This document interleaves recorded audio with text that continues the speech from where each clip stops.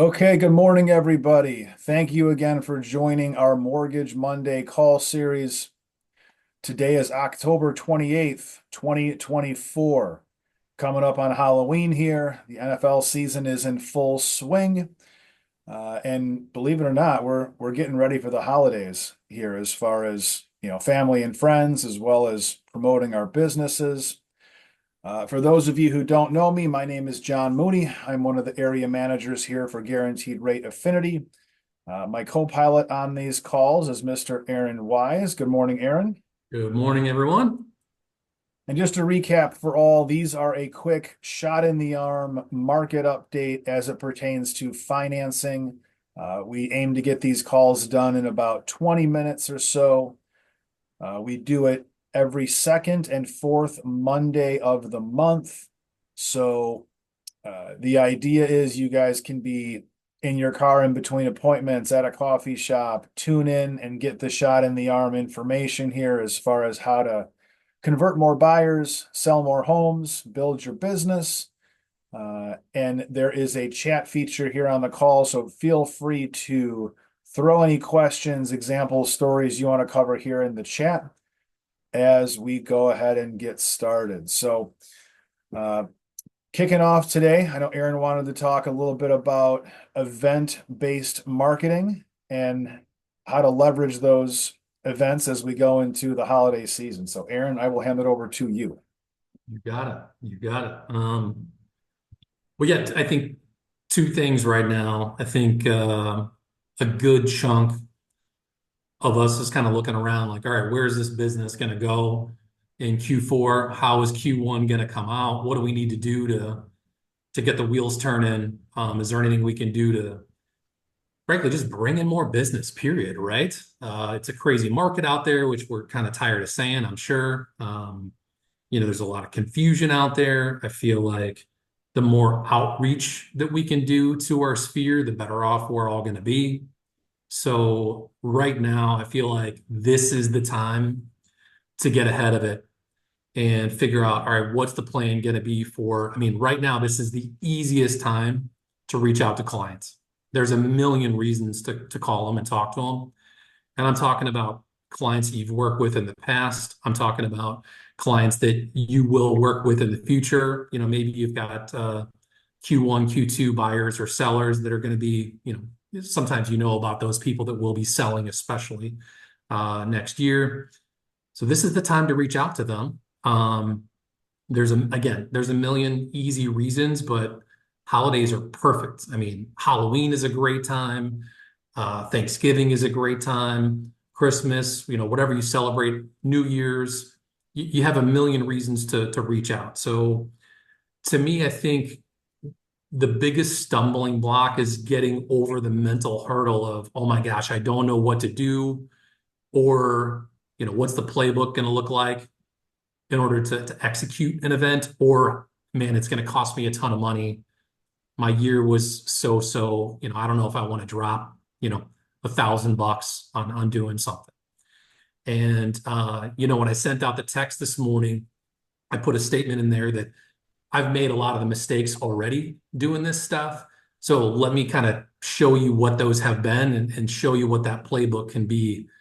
So, John does a lot of events. I think a lot of our top tier agents that we work with do a lot of events, but I still know a lot of agents they're massive size agents that don't do client appreciation events or anything like that. So I think right now, this is a perfect time to plan it out. Please reach out directly if you really want to get down and dirty in some of those specifics. But the thing that I wanted to bring to the table is, you don't have to do it with 100 people. Pick 15, 20 of your top A plus clients that you've worked with, not only the people that have referred you the most, but also people that you just like the most. The best parties and the best events out there are, people want to work with people that they like and that they get along with. So, pick 15 or 20 of those. It can be 5 to 7 of those. It doesn't really matter, but pick those top tier people and then figure out a small event you want to put on, whether it's, grabbing the front room at a bar or restaurant. Call up the manager and say, hey, listen, on a Thursday from 5 to 7, I just need a little area of 3 tables. I want to open up a tab. Maybe this gives you a good opportunity to put together like a preferred cocktail menu, so you don't get people ordering, $24 glasses of wine when you're not looking. Um, you know, put together like a signature, like we would always do, like, the Wise cocktail, or, something like that. Make it cheeky, make it fun, make it so when you open up the tab, they can only order off your tab, so it keeps everything in check. Um, and the magic is in the invites, guys. And pick up the phone, call those people and say, hey, listen, I was just thinking about you. It's been a long time since we've gotten together. I'm doing a small little thing on a Thursday at, ABC restaurant or ABC bar. It doesn't have to be fancy. Do something that goes with your vibe, whatever that is. If your vibe is the front room of Gibson's, cool, do it there. If your vibe is a kind of a, what am I trying to think of here? Kind of a grungy bar somewhere, and $4 high lifes is your thing. Cool. It doesn't really matter. Those people are going to want to be around you regardless of some of those details that we think are huge, monumental decisions. But the key is getting in a room. I don't think about Thanksgiving, right? People want to be around people and their family. They're not, really hard up on, is the stuffing going to be vegan or not? They just want to be with their family most of the time, not all the time, most of the time. So anyway, I could talk for a long time about this because we do, 3 or 4 pretty big events every year, but I think it's really important right now to call up people, ask them how they're doing. You don't have to, get into 30-minute conversations. Just have a good 5-minute touch base. Send them a text invite. Make it an Eventbrite so they got an RSVP and get them to show up. That's really good. I think that right now is a big monumental time to make that work for you and your business. So, John, you want to add anything on the event piece, on the invites? Yeah, I mean, it's really important and effective stuff, right? So like the stuff I want to call attention to is, the magic is in the invite, right? So the idea of having these events is to spark conversations. The reality is, if you're in a room with 50 people, it's really tough to have a conversation with more than a handful of them. Okay. Yep. So, depending on the environment, maybe the magic number is 10, 15 people that you're in a room with. Over the course of an hour and a half, whatever the time frame is, you can have those conversations and you can get one-on-one with folks in that size group. Whereas if it's 50 people, you're going to have a tough time, right?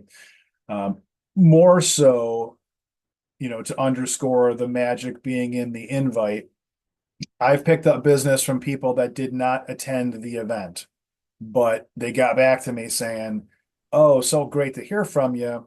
I'm not able to make it on, the 17th, but I was talking with my coworker the other day. They were asking about what the market looks like, and I'm going to put you guys in touch, right?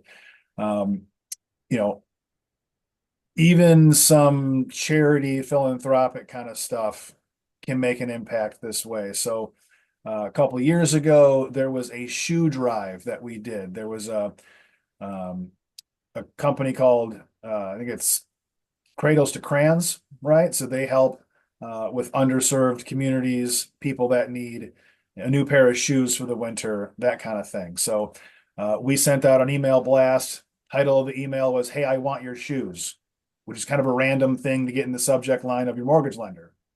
People opened it up, and I was making stops over the course of 2, 3 weeks, swinging by people's homes, picking up shoes, passing a card, catching up. And we got business from it, right? That cost me $0 to do. But it was a great message, got in front of people and got me in touch with people, having conversations about the market and, hey, who can we help? And that's what we're all here to do, right? Yep. So if you're planning on doing holiday, Thanksgiving, Christmas, Hanukkah, New Year's events. Going to be November 1st in a couple of days. So now's the time to get started. And if Aaron and I can help with ideas, co-branding, any of those things, feel free to reach out to us. So moving on into maybe some of the conversations that'll be sparked from these events that we're talking about. As always, we'll send out the recap. There's an article that came out last week that I thought was really, really important. And it talks about kind of the herd mentality and kind of how, buyers are out there on the sidelines waiting for the right time to buy. Okay. And a lot of the focus on that right time, quote unquote, is what interest rates are doing, right? We talk about this on this call every other week, where whenever we see rates tick down, we see mortgage applications tick up. Okay. And so the statistic that the article talks about, it says the largest segment of buyers are looking for a rate that's at 5.5 or below. Okay. That's 36% of folks. Another 33% say that they're waiting for 5.0 or below as far as rates to make a move to make their purchase. Okay. So between those two segments, that's about 75% of would-be buyers are waiting for 5.5 or 5% in order to make a move to make a purchase. Okay. That's a crazy high number. And the reality is, we saw historically low interest rates from 2008 to 2022, let's say. The reason we saw that was because the Treasury was literally printing dollars to buy mortgage-backed securities. It was called quantitative easing. Okay. I can't see an environment where we're going to be pouring those dollars into the Treasury market in the foreseeable future. Okay. So, the 75% of people out there are waiting for something that we may not see 5% in the next year, 2, 3 years or beyond. Okay. 5.5, 5.75. I think that's realistic, but it may take us a year or so to get there. Okay. Interestingly, these buyers talk about, about 40% of them don't have a mortgage lender lined up. A little less than 50% of them have not yet been pre-approved. Okay. So when you're out in the world and you're talking to a potential buyer, as we know, those are the things that they need to get set up now, even if they don't plan to purchase until spring or summer or fall next year. Okay. Information that these respondents said they would find most useful. The top two things are information on down payment assistance or affordability-based loan programs. And then the second thing they said that would give them the most impact and motivation would be to help understand how much house they can actually afford in the home buying process. Okay. So like we've talked about, interest rates, they're higher than they were a month ago before the Fed cut rates. We do expect them to soften going in the next year. Okay. But what we know, and what we've seen has been happening is home prices continue to rise. Okay. On the national level, they're about 6% higher than they were a year ago. And we have a cool example to kind of walk through here, which is called the cost of waiting. Okay. So this example talks about buying at today's rates and today's prices compared to next year's forecasted price. And let's assume we're a point lower on interest rates come next year. Okay. So the example that we've got here is a $600,000 condo that's in Lakeview. So 60657 zip code. Buying today at a $600K price versus next year at this time at a 4.7 higher price, because prices continue to go up. We'll see that appreciation. That comes to a $600K purchase today for the same home that's going to be worth $628,000 next year at this time. Okay. yes, if we wait till next year and we assume that rates are at, say, 5.5 versus today, let's call it 6.5, the monthly payment is going to be about $165 less at a 5.5 interest rate. Okay. However, because you're buying at 628,000, okay, when you factor in the higher price, the slightly higher down payment, and then the cost going forward, uh, you benefit by about $23,600 by buying today at 6.5 interest rate and then refinancing at 5.5 next year versus waiting till next year and buying at 5.5, but you're paying almost 5% more price for the home at that time. So that shakes out to a $23,600 difference. Okay. And it actually is probably a little more than that because what's not taken into consideration here is the rent that that buyer is going to be paying between now and next year. Okay. But it's really, really powerful. The other assumptions that kind of go into this is about $8,000 in closing costs on the purchase. We're assuming there'd be roughly a $3,000, cost to refinance down the road. Those factors are taken into this example. Okay, so we will go ahead and we will send out the recap with this cost of waiting analysis for you guys. If you have a specific scenario that you'd like us to run for illustration, it takes us less than 5 minutes to dial this stuff up, okay, and get it out to you guys. So, if you want to do a neighborhood analysis, if you want to do a specific analysis for a buyer that you have, we're happy to put this stuff together and send it out to you. I feel like I've hijacked the call here. So Aaron, I'll hand it back over to you. Anything you want to touch on as far as the cost of waiting here? No, first of all, you definitely didn't hijack it. I think that analysis is fantastic because, again, this isn't if people aren't ready, they're not ready. And this analysis isn't going to get them there. There is a segment of the population, though, that is in this kind of wait and see type of mode. And I think that's who the target of this analysis is for, right? And without, John, without even knowing you wanted to talk about this morning, I had reached out this morning on my messaging and said it's important to be talking about payments versus rates. And, listen, I do numbers. We do numbers for a living. If you were to say, hey, listen, what's a $500,000 loan at 5.25 versus 6.5? I don't know what that is. How the hell is a customer going to know what that looks like? Right? They just don't know. Unless they're going in, they're diving into, look at mortgage calculators and they have a resource and they're trying to figure out, okay, what's the PMI going to be? What's the insurance really going to be? What do those details really look like? They're kind of just using that as sort of I don't really feel like it right now. And if you don't feel like it, then you don't. That's okay.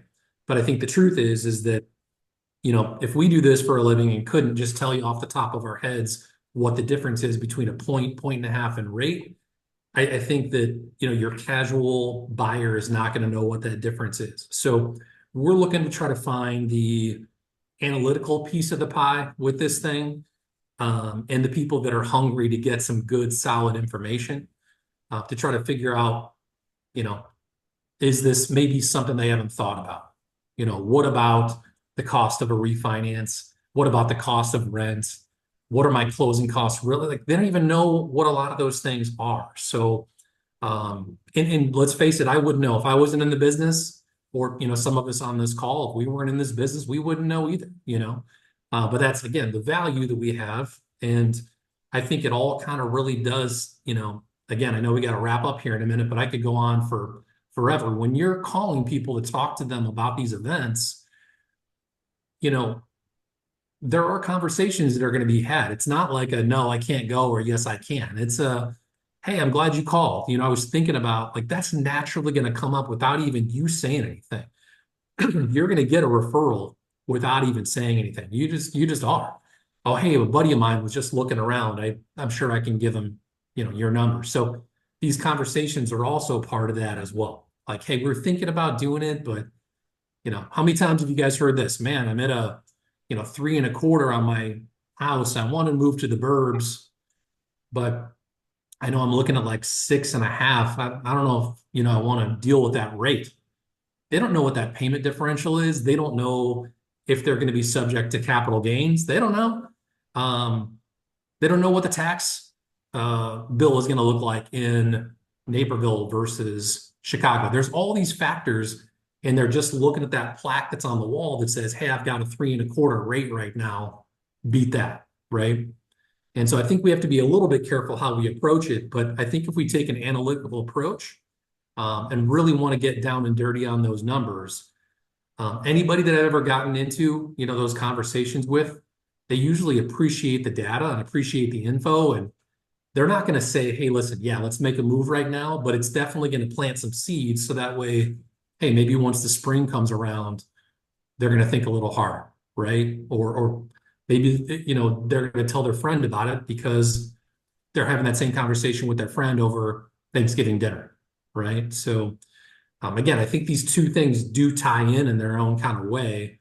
But for all your people that are analytical, that approach is super, super helpful. And the visuals that we're going to send out with that are going to be super helpful as well. So Absolutely. Yes, I feel like those analytical folks are the ones that kind of need to see the sunlight a little bit because you get into what's known as kind of herd mentality here, right? When everyone's kind of on the sidelines, there's an opportunity, right? And that means buying at today's prices versus waiting for interest rates. When interest rates are at, say, 5.5, the demand is going to significantly increase. Prices are going to go up even faster. The whole, marry the house but date the rate thing we've been talking about. We see it play out, right, in the loan application data and those items. So a couple things that are in the chat here that I'll address quickly before we wrap it up. So Kelly asked about an analysis selling now versus selling next spring. So if this is a listing, I mean, in the 60657 zip code, which is the one that we used in our example, about 4.78% year over year price increases at that 600K price point. So if it's 6 months from now, we're talking about a 2.39, whatever that, half that number comes into play. So 6 months from now, we're talking about maybe 2.3% higher in price versus what's going today. Happy to talk offline if you have a specific, home price you want to kind of run. We're happy to give that stuff to you. And then Jane asked about the loan limit changes. So right now we have increased our max conforming loan amount to 790. So 30-year fixed conventional financing, 790,000 is the top end right now. We expect it to be about 802, maybe 805,000 once January kicks in and we're officially in 2025. Okay. So, why is that important? At 790,000, you're able to buy a home up to about 830,000 and put a 5% down payment on that home, which is a great number. Okay. So on behalf of Aaron Wise, again, I'm John Mooney here with Guaranteed Rate Affinity. Thank you everyone for joining our Mortgage Monday call. Looking into the future here, the second Monday of November is the 11th. So that's our next scheduled call. Thanks again, everybody, for joining us today. Have a great week. Let us know if you have questions, and we'll get that recap out to you later today. Have a great one, guys. Thank you.